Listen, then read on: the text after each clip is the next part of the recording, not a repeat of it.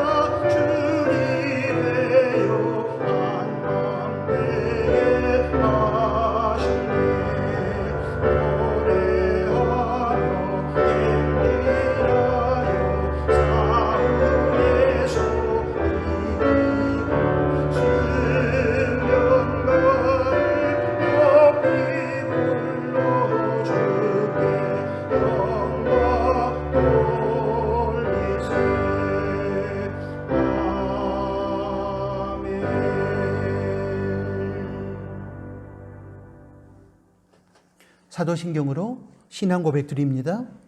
전능하사 천지를 만드신 하나님 아버지를 내가 믿사오며 그 외아들 우리 주 예수 그리스도를 믿사오니 이는 성령으로 잉태하사 동정녀 마리아에게 나시고 본디오 빌라도에게 고난을 받으사 십자가에 못 박혀 죽으시고 장사한 지 사흘 만에 죽은 자 가운데서 다시 살아나시며 하늘에 오르사 전능하신 하나님 우편에 앉아 계시다가 저리로서 산자와 죽은 자를 심판하러 오시리라. 성령을 믿사오며 거룩한 공예와 성도가 서로 교통하는 것과 죄를 사하여 주시는 것과 몸이 다시 사는 것과 영원히 사는 것을 믿사옵나이다. 아멘. 예배를 위해서 기도하겠습니다.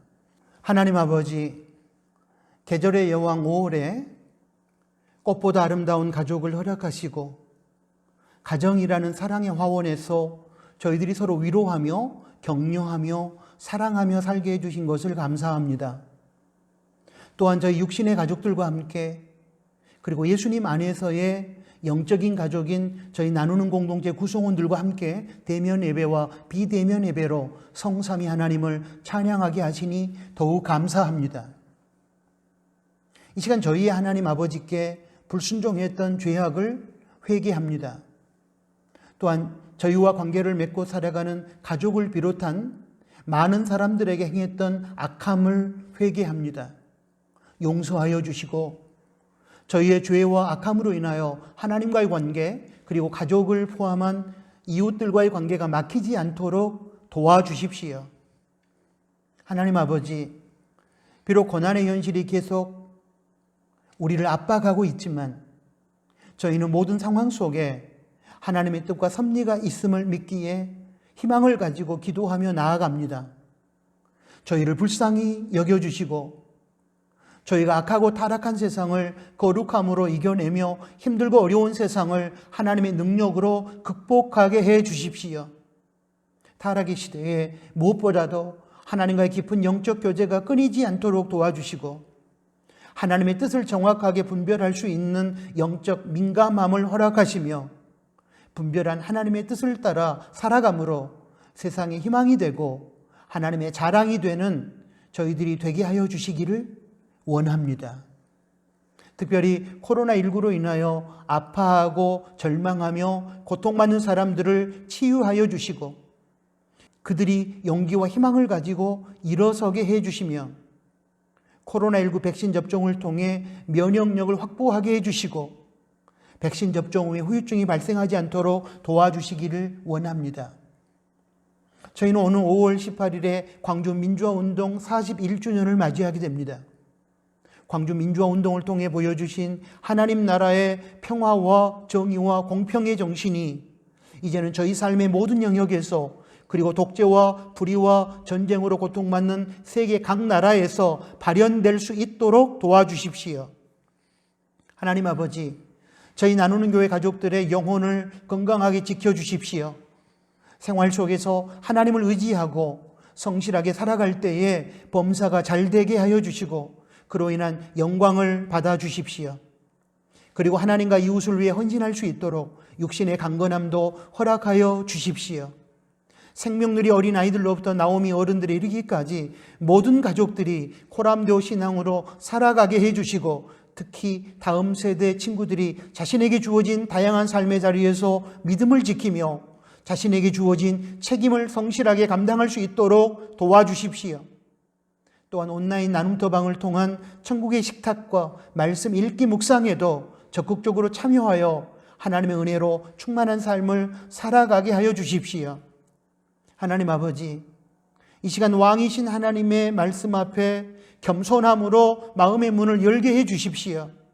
그리고 허락하신 하나님의 말씀을 생활 속에서 순종함으로 하나님께서 저희의 진정한 왕이심을 증명하며 살도록 도와주십시오.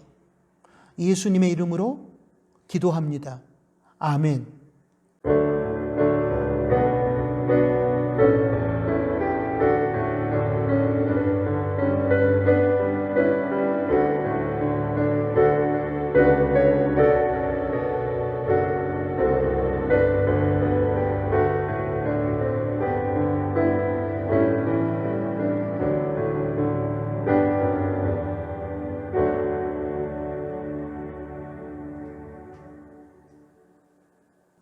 봉헌의 시간입니다. 오직 하나님만이 생명과 물질을 비롯한 모든 것의 참된 주인이십니다. 봉헌을 통하여 우리는 모든 것의 주인이신 하나님을 높여드리고 청지기로서의 올바른 삶의 자리를 지켜낼 수 있습니다.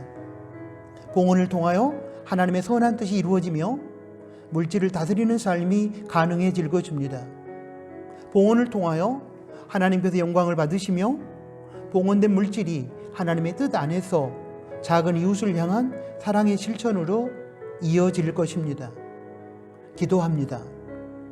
이 시간 청지기의 마음으로 정직한 11조와 예물을 드립니다. 기쁘게 받아주시고 드려진 예물이 하나님의 선한 뜻에 입각하여 바르게 사용되게 해 주십시오. 주어진 삶 속에서 베풀어 주시는 하나님의 은혜를 기억하며 감사로 예물을 드릴 때에 성도의 가정과 일터와 직장을 붙들어 주시고 더욱 감사의 조건들이 넘쳐나게 해 주십시오.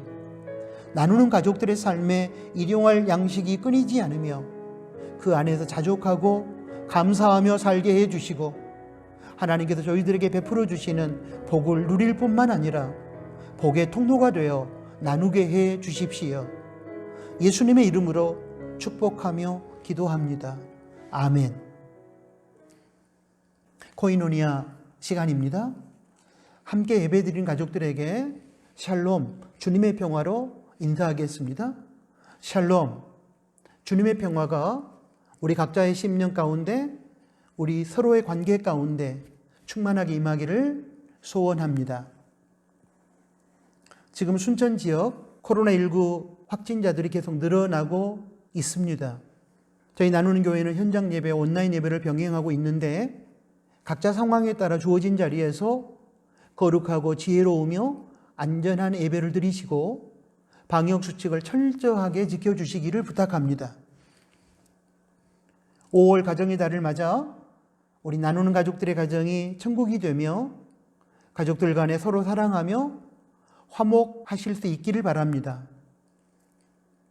코로나19로 인한 비대면 상황에서 믿음이 떨어지지 않도록 성경 읽기라든지 가정 새벽 기도회라든지 가족 또는 나눔도 천국의 식탁 등의 경건 생활에 더욱 열심을 내주시기를 부탁합니다. 5월 18일 화요일은 5.18 민주화운동 41주년이 되는 날입니다. 우리의 삶의 전 영역과 세계 각 나라에 강주 민주화 정신이 발현될 수 있도록 기도해 주십시오. 이런 차원에서 미얀마 민주화 승리를 위해서 계속 기도해 주시기를 부탁합니다. 우리 나누는 가족 성경 읽기 본문은 5월 16일 주일 현재 사무엘상 3장입니다. 읽고 묵상한 내용을 온라인 나눔터방에서 나누시기 바랍니다. 코로나19와 싸우고 있는 선교지를 위해 계속 기도를 부탁합니다. 다음 세대를 위한 기도는 화면을 참고하시고 계속 동참해 주시기를 부탁합니다. 오늘 코이노니아는 여기까지입니다. 하나님의 말씀을 봉독합니다. 사사기 9장 1절부터 15절까지 말씀입니다. 여룻바알의 아들 아비멜렉이 세겜에 가서 그 어미의 형제에게 이르러 그들과 외조부의 원 가족에게 말하여 가로되 청하노니 너희는 세겜 사람들의 귀에 말하라. 여룻바알의 아들 70인이 다 너희를 다스림과 한 사람이 너희를 다스림이 어느 것이 너희에게 나으냐. 또 나는 너희의 골육 지친임을 생각하라. 그 어미의 형제들이 그를 위하여 이 모든 말을 온 세겜 사람들의 귀에 고하매 그들의 마음이 아비멜렉에게로 기울어서 말하기를 그는 우리 형제라 하고 바알브릿 묘에서 은 70개를 내어 그에게 주매 아비멜렉이 그것으로 방탕하고 경박한 류를 사서 자기를 쫓게 하고 오브라에 있는 그 아비 집으로 가서 여룻바알의 아들 곧 자기 형제 70인을 한 반석 위에서 죽였으되 오직 여룻바알의 말지 아들 요담은 스스로 숨었으므로 남으니라. 세겜 모든 사람과 밀로 모든 족속이 모여 가서 세겜에 있는 기둥 상수리 나무 아래서 아비멜렉으로 왕을 삼으니라. 혹이 요담에게 그 일을 고하매 요담이 그리심 산 꼭대기로 가서 서서 소리를 높여 외쳐 그들에게 이르되 세겜 사람들아 나를 들으라. 그리하여야 하나님이 너희를 들으시리라. 하루는 나무들이 나가서 기름을 부어 왕을 삼으려 하여 감람나무에게 이르되 너는 우리 왕이 되라 하며 감람나무가 그들에게 이르되 나의 기름은 하나님과 사람을 영화롭게 하나니 내가 어찌 그것을 버리고 가서 나무들 위에 요동하리요 한지라. 나무들이 또 무화과 나무에게 이르되 너는 와서 우리의 왕이 되라 하며 무화과 나무가 그들에게 이르되 나의 단 것 나의 아름다운 실과를 내가 어찌 버리고 가서 나무들 위에 요동하리요 한지라.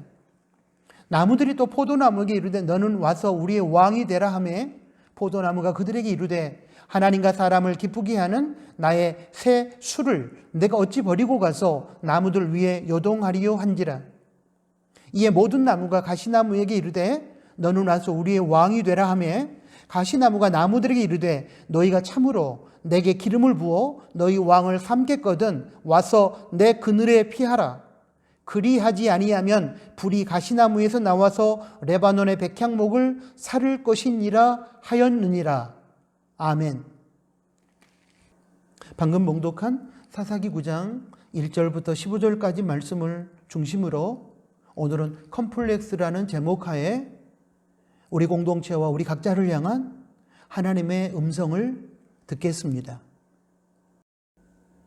오늘 본문은 사사 기드온이 낳은 아들 아비멜렉에 대하여 소개하고 있습니다. 이 아비멜렉은 사사기 8장 31절 말씀을 보면 기드온이 첩에게서 낳은 아들로 소개되고 있습니다. 세겜에 있는 첩도 아들을 낳았으므로 그 이름을 아비멜렉이라 하였더라. 이렇게 태어난 아비멜렉은 이스라엘의 권력을 장악하기 위하여 그의 외척인 세겜 사람들을 등에 업고 이복 형제 70명을 죽인 무자비한 폭군으로서 세겜 사람들에 의해 왕으로 추대됩니다. 물론 여기서 왕은 하나님께서 허락하신 왕이 아니라 기드온의 외척인 세겜 사람들이 혈연과 지연에 입각한 세속적인 이해타산을 따라 추대해서 세운 왕을 말합니다. 아비멜렉은 이렇게 불법적이며 폭력적인 방법으로 이스라엘의 왕이 되어 왕 노릇을 합니다. 정상적인 이스라엘의 왕 제도는 이스라엘의 초대 왕 사울부터 시작한다는 것을 우리는 기억해야 합니다. 이때 아비멜렉의 잔혹한 형제 살해로부터 간신히 살아남은 기드온의 막내 아들 요담은 사사기 9장 7절부터 15절 말씀에서 보면 그리심산에서 나무 우화를 통해 왕의 자격이 없는 아비멜렉이 왕이 된 것과 그러한 아비멜렉을 왕으로 추대한 세겜 사람들을 꾸짖습니다. 이 우화에서 나무들의 나라는 이스라엘 나라를 의미하고 감람나무와 무화과 나무와 포도나무는 이스라엘의 덕망 있고 능력 있는 지도자를 말하며 가시나무는 왕으로서의 덕망과 능력을 갖추지 못한 부적격자, 즉 왕이 될 자격이 없었음에도 불구하고 불법적이고 폭력적인 방법으로 왕의 자리에 오른 아비멜렉을 말합니다. 나무들이 감람나무를 찾아가 자기들의 왕이 되어달라고 요청을 했습니다. 그때 감람나무는 자신의 사명이 기름으로 하나님과 사람을 영화롭게 해야 하는 것이므로 자신의 그 사명을 버리고 왕이 될 수 없다고 정중하게 거절합니다. 사사기 9장 8절부터 9절까지 말씀입니다. 그래서 나무들은 이번에는 무화과 나무를 찾아가서 자기들의 왕이 되어달라고 요청을 하고, 이에 대하여 무화과 나무는 자신의 사명이 아름답고 맛있는 무화과 열매를 맺는 것이기 때문에 역시 자신의 사명을 버리고 왕이 될 수 없다고 사양합니다. 사사기 9장 10절부터 11절까지 말씀입니다. 이에 나무들은 세 번째로 포도나무를 찾아가 자기들의 왕이 되어달라고 요청을 하게 되는데, 여기에 대하여 포도나무는 자신의 사명이 하나님과 사람을 기쁘게 하는 새술을 만드는 것이기 때문에 자신의 사명을 버리면서까지 왕이 될 수 없다고 거부합니다. 사사기 9장 12절부터 13절까지 말씀입니다. 나무들은 이제 마지막으로 가시나무를 찾아가 자기들의 왕이 되어 달라고 요청을 하게 되는데, 이때 가시나무는 그들의 요청을 허락하면서 15절 말씀을 보면 내 그늘에 피하라. 이 말은 자신에게 복종할 것을 요구하는 것입니다. 그리고 복종하지 않을 경우, 자신의 그늘에 피하지 않을 경우에는 이스라엘 백성들을 무자비하게 다룰 것이라고 협박합니다.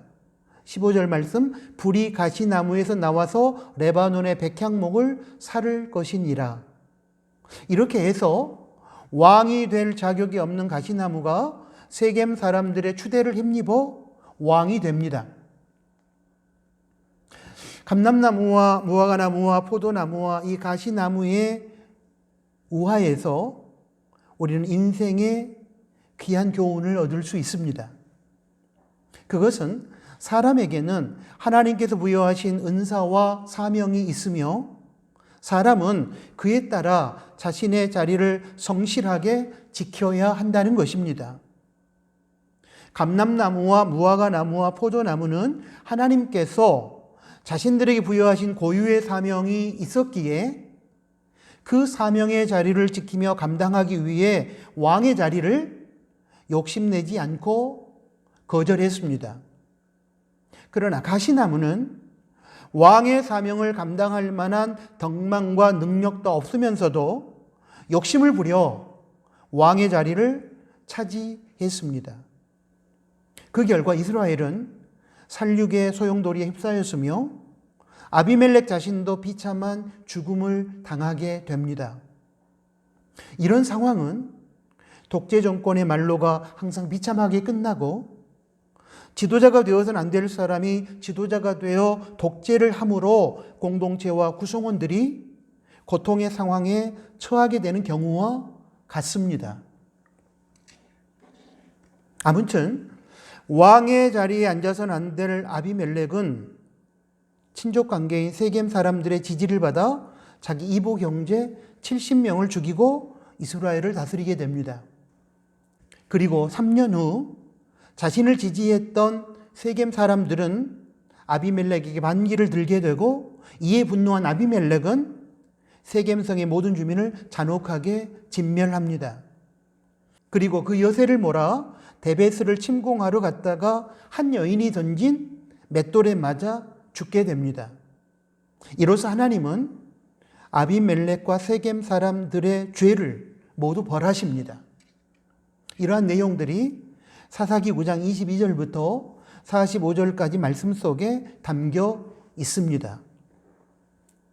지금까지 우리가 이렇게 확인해 본 아비멜렉의 일생을 접하면서 저는 아비멜렉이 어떻게 이러한 악행을 저질렀으며 어떻게 이러한 무리수를 두었으며 어떻게 이렇게 공동체를 망가뜨렸으며 어떻게 이렇게 비참한 죽음을 맞이할 수밖에 없었는지에 대한 이유를 찾아보고 싶습니다.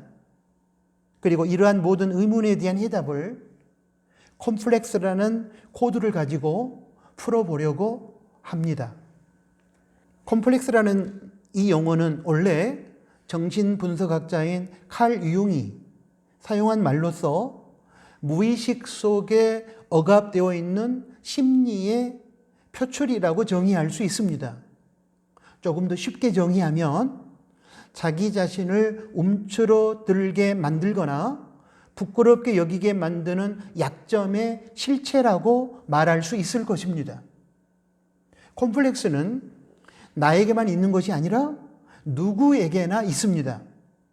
고난이 누구에게나 찾아오듯이 콤플렉스도 누구에게나 찾아오는 것입니다.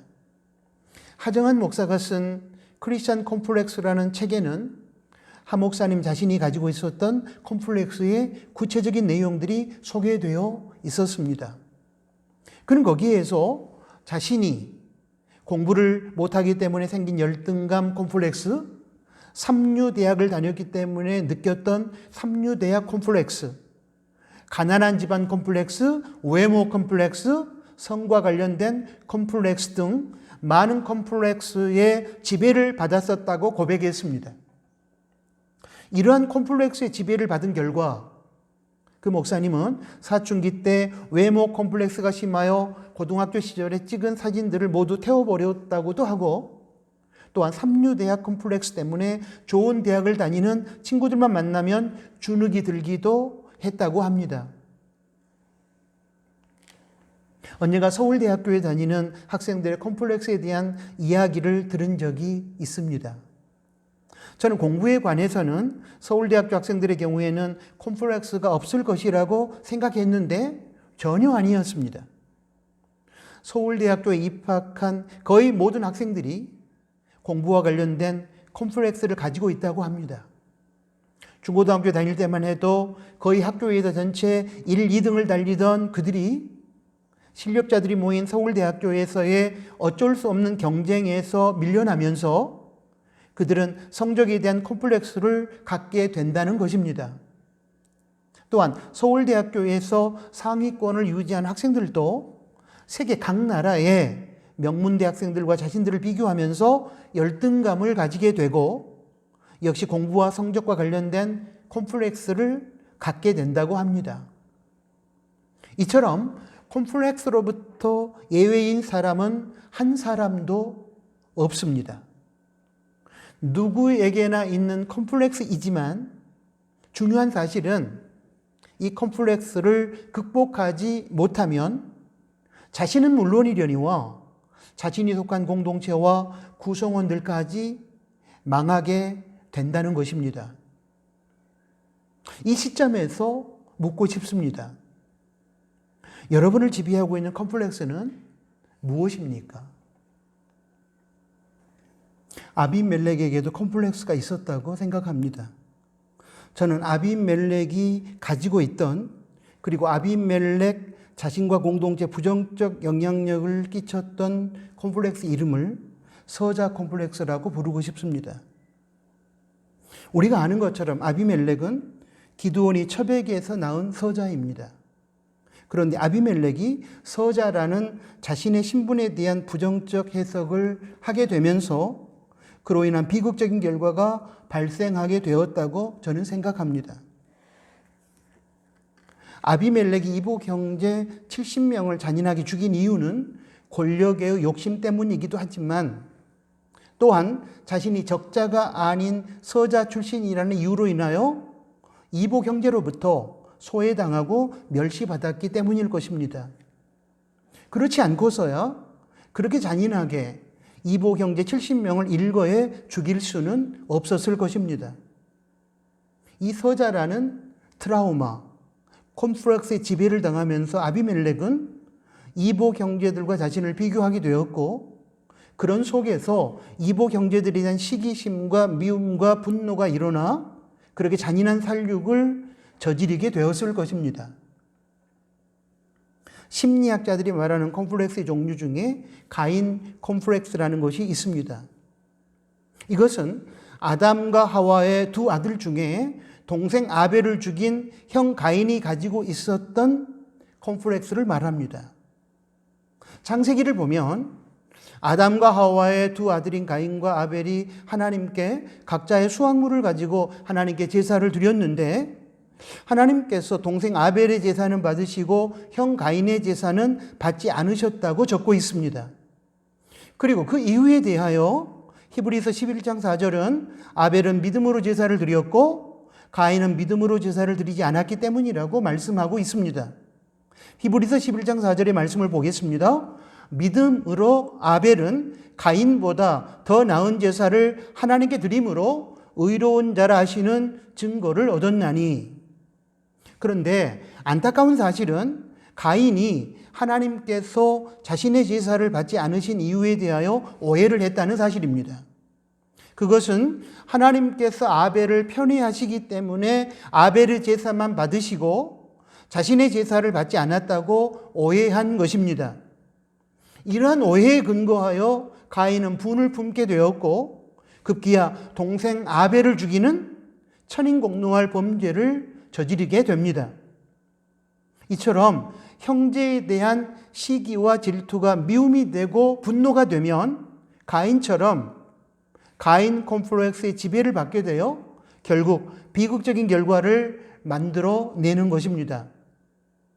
이러한 관점에서 서자 출신인 아비멜렉도 적자 출신인 이복 형제들에 대한 시기와 질투가 미움이 되고 분노가 되면서 이러한 것들의 지배를 받아 이복 형제 70명을 잔인하게 살육하였을 것이라고 추론할 수 있을 것입니다. 저는 이렇게 비극이 발생한 것에 대하여 콤플렉스 자체가 문제라고는 생각하지 않습니다. 왜냐하면 콤플렉스는 누구에게나 있으며 누구에게나 찾아오기 때문입니다. 문제는 여기에 있는 것이 아니라 그 콤플렉스를 긍정적인 차원에서 해석하고 극복하느냐, 부정적으로 해석해서 극복하지 못하느냐 하는 콤플렉스를 바라보는 각자의 태도라고 저는 생각합니다. 성경의 인물들이나 역사 속의 인물들을 보면 컴플렉스, 즉 약점이 있다고 해서 모두가 다 아비멜렉처럼 부정적이고 악한 방법으로 자기 컴플렉스를 발현시킨 것이 아님을 알 수 있습니다. 사사들 중에 기드온은 열악한 작은 지파 출신이라는 약점을 가지고 있었습니다. 사사 입다는 천한 기생의 아들이라는 약점을 가지고 있었고, 사사 온니엘은 오른손잡이가 주류인 자신의 지파 속에서 비주류인 왼손잡이라는 약점을 가지고 있었습니다. 그리고 우리가 익히 알고 있는 갈렙은 이방 족속 출신이라는 치명적인 약점을 가지고 있었습니다. 그럼에도 불구하고 이들은 하나님의 뜻을 받들어 공동체에 선한 영향력을 끼치며 공동체를 살리는 구원의 역사에 쓰임을 받았습니다. 이것은 비록 약점이 있다 할지라도 그 약점을, 그 컴플렉스를 어떤 관점에서 바라보고 해석하며 어떤 태도로 그 약점을 대하느냐에 따라 그 컴플렉스, 약점이 얼마든지 긍정적인 영향력을 끼칠 수 있음을 보여주는 신뢰입니다. 그렇다면 이러한 약점을 극복하고 콤플렉스가 자신과 공동체에 선한 영향력을 끼치는 방향으로 나아가도록 하기 위하여 우리는 콤플렉스를 어떤 태도로 바라보고 어떤 관점에서 해석해야 할까요? 자신의 약점을 그대로 방치하고 그 약점의 지배를 받게 되면, 그 콤플렉스의 지배를 받게 되면 아비멜렉과 가인처럼 자신과 공동체를 망하게 할 수 있기 때문에 자기 자신과 공동체를 위해서 자신의 약점을 극복해야만 하는 것입니다. 여기에 대하여 바울의 신뢰를 들면서 그 해답을 찾아보고 싶습니다. 고린도후서 12장 1절에서 10절 말씀을 보면 영적으로나 신분으로나 지식으로나 혈통으로나 금수저에 해당했던 바울에게 육체의 가시, 곧 심각한 질병, 안질이나 아니면 간질, 이러한 심각한 질병이 찾아왔다고 기록되어 있습니다. 고린도후서 12장 7절 중반절입니다. 내 육체에 가시, 곧 사단의 사자를 주셨으니, 이 육체의 질병은 바울에게 있어서 약점임에 분명합니다. 하나님의 나라 확장 사역을 감당함에 있어서 커다란 장애를 초래하고 방해하는 것으로서 바울의 사역을 움츠러들게 하거나 주저앉게 할 수 있기 때문입니다. 그런데 놀라운 사실은 바울이 자신의 이러한 고난의 연실을 다른 사람들과 비교하면서 이 약점으로 인하여 불평하거나 분노하거나 절망하지 않았다는 것입니다. 대신에 바울은 하나님의 뜻과 섭리 안에서 자신에게 찾아온 약점, 이 컴플렉스를 해석하고 그 해석에 따른 긍정적인 태도로 자신의 약점을 수용하고 그 컴플렉스를 통하여 하나님의 능력을 힘입어 사명을 더욱 열정적으로 감당했습니다. 고린도후서 12장 7절 말씀을 보면 바울은 먼저 하나님께서 자신을 자고하지 않게 하시려고 육체의 가시, 질병이라는 약점을 주셨다고 해석합니다. 7절 상반절입니다. 여러 계시를 받은 것이 지극히 크므로 너무 자고하지 않게 하려고. 7절 하반절입니다. 이는 나를 쳐서 너무 자고하지 않게 하려 하심이니라. 바울은 자신에게 찾아온 육체의 가시, 즉 질병이라는 약점을 자신을 교만하지 않게 하시려는 하나님의 은혜로 해석하고 수용한 것입니다. 또한 고린도후서 12장 9절과 10절 말씀에서는 바울이 컴플렉스를 자신의 약함을 인정하고 하나님을 의지하게 하는 도구로서, 그리고 하나님의 능력을 힘입게 하는 도구로서 해석하고 받아들였다고 적고 있습니다. 9절 중반절입니다. 내 은혜가 내게 족하도다. 이는 내 능력이 약한 데서 온전하여 짐이라 하신지라. 10절입니다. 그러므로 내가 그리스도를 위하여 약한 것들과 능욕과 궁핍과 핍박과 곤란을 기뻐하노니 이는 내가 약할 그때에 곧 강함이라. 자신에게 육체의 가시라고 한 이 약점이 주어졌기에 자신은 자신의 약함을 인정할 수 있게 되었고, 그러므로 인하여 하나님을 의지하게 되므로 하나님의 강한 능력의 세계를 경험하게 되었으니 결국 컴플렉스, 약점으로 인한 자신의 약함이 하나님의 강함을 의지하는 도구가 되었다고 긍정적으로 해석하고 받아들인 것입니다. 바울은 육체의 가시, 즉 질병이라는 약점을 하나님 앞에서 자신을 겸손하게 낮추며 하나님의 능력을 의지하는 기회로 삼은 것입니다.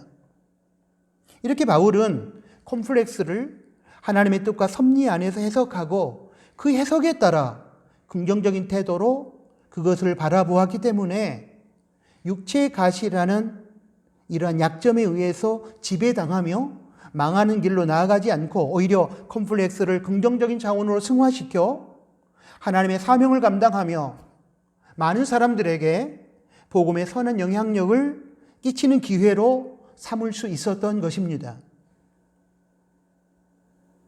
바울의 경우와 그리고 성경의 선언을 통하여 우리는 콤플렉스, 약점을 극복하는 성경적 원리를 찾을 수 있습니다.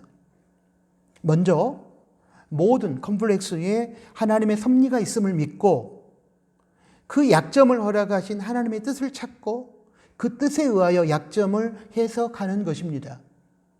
그러면 우리도 컴플렉스 약점을 분명히 극복할 수 있습니다.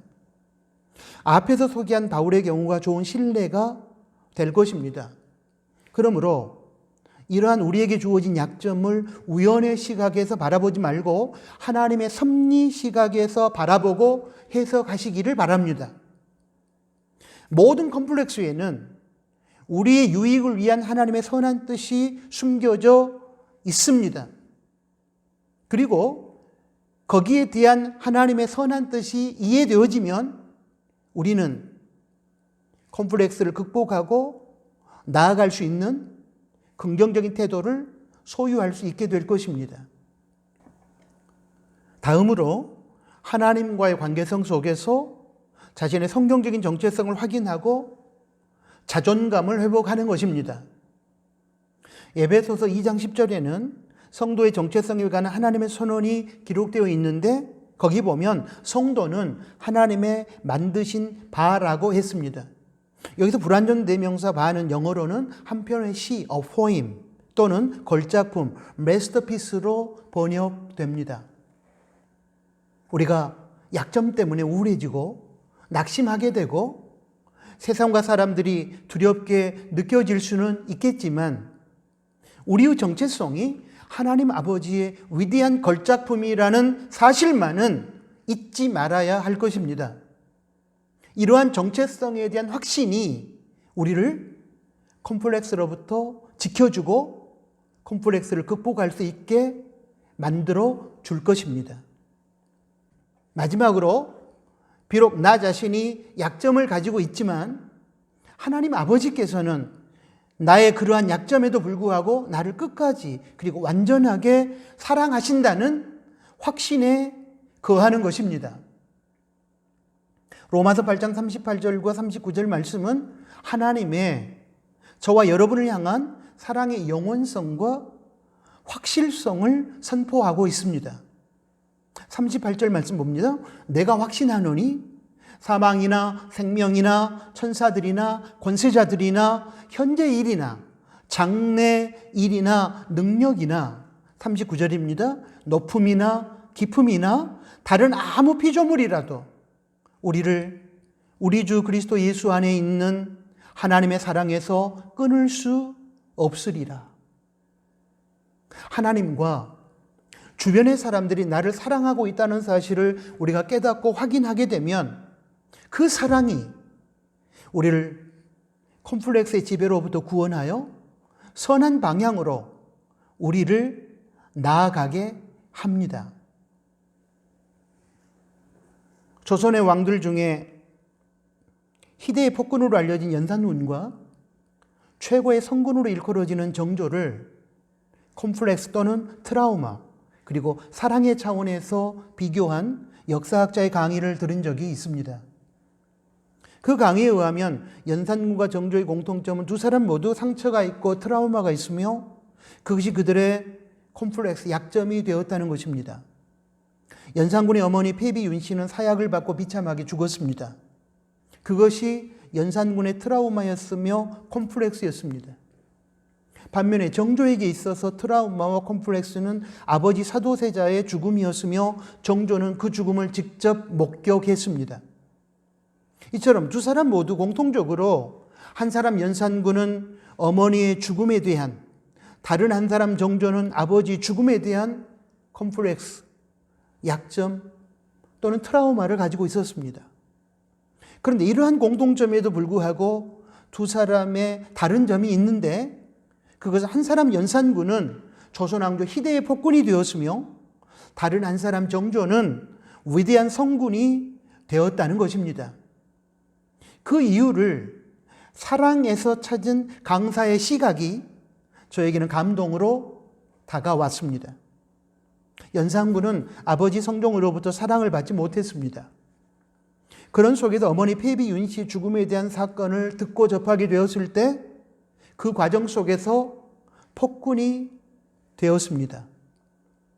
그는 그를 지배하고 있던 어머니 죽음이라고 하는 트라우마, 그것을 사랑으로 극복하지 못하고 폭군이 되어 수많은 신하들을 죽였고 자신도 결국 중종반정에 의해 왕의 자리에서 쫓겨나 비참하게 인생을 마감하게 되었습니다. 그러나 정조는 아버지 사도세자의 비참한 죽음을 목격하면서 그것이 자신의 트라우마가 되었지만 할아버지 영조의 사랑을 받고 자라면서 자신의 트라우마를 치유받고 콤플렉스를 극복하여 위대한 성군의 길을 걸을 수 있었습니다. 결국 트라우마를 치유하고 콤플렉스를 극복한 해답은 사랑에 있음을 깨닫게 됩니다. 그러므로 자기 자신을 비롯하여 가족이나 이웃이 이러한 것들로 인하여 고통을 받고 있다면 자신과 가족과 이웃을 사랑해 주시기 바랍니다. 그 위로와 격려와 사랑에 힘입어 트라우마가 치유되고 콤플렉스를 극복하게 될 것입니다. 어떤 상황 속에서도 하나님께서는 끝까지 그리고 영원히 나를 사랑한다는 사실을 의심하지 말고 확신하시기 바랍니다. 하나님의 그 사랑에 대한 확신이 우리를 이러한 모든 것들로부터 구원하고 승리케 할 것입니다. 사랑하는 나누는 가족 여러분, 콤플렉스는 우리 모두에게 동일하게 존재하고 또한 동일하게 찾아옵니다. 그런데 이러한 것들을 극복하지 않고 그대로 방치하게 되면 아비멜렉이나 연산군처럼 자신도 망하고 공동체도 망치는 비극을 연출할 수밖에 없습니다. 콤플렉스를 성경적인 차원에서 긍정적으로 해석하여 자기 삶의 일부로 받아들이면 콤플렉스가 자신과 공동체에 엄청난 선한 영향력을 끼칠 수도 있습니다. 그러나 그 반대가 되면 콤플렉스가 엄청난 부정적 에너지를 분출하여 자신의 삶을 파멸시키는 것뿐만 아니라 주변 사람들에게까지 비극을 가져다 줄 것입니다. 그러므로 자신에게 존재하는 이러한 약점들을 앞에서도 말씀드렸던 대로 하나님의 선한 뜻과 섭리를 콤플렉스에서 찾음으로, 그리고 두 번째로 콤플렉스를 가지고 있는 자신에 대한 성경적인 정체성을 확보하고 확립함으로, 세 번째, 콤플렉스 현실 속에서 힘들어하는 자신과 가족과 이웃을 사랑하고 그들로부터 사랑을 받으면서 또한 콤플렉스를 가지고 살아가는 자신을 끝까지 사랑하시는 하나님을 신뢰함으로 이러한 약점들을 꼭 극복할 수 있기를 축복합니다. 사랑하는 나누는 가족 여러분, 저와 여러분의 컴플렉스는 약점은 무엇입니까? 어떻습니까? 지금 그러한 것들을 잘 풀어가고 극복해 가고 있습니까? 기억해 주십시오. 그러한 것들이 우리를 찾아오는 것은 막을 수 없지만 그러한 컴플렉스를 방치하여 지배를 받는 것은 우리의 게으름이요, 악함이요, 죄악입니다. 이제는 사랑하는 나누는 가족 여러분, 트라우마를 치유받고 콤플렉스를 극복하고 박차고 일어나서 푸른 하늘을 바라보며 맑은 공기를 호흡하며 당당하게 웃을 수 있는 여러분들이 될 수 있기를 축복합니다.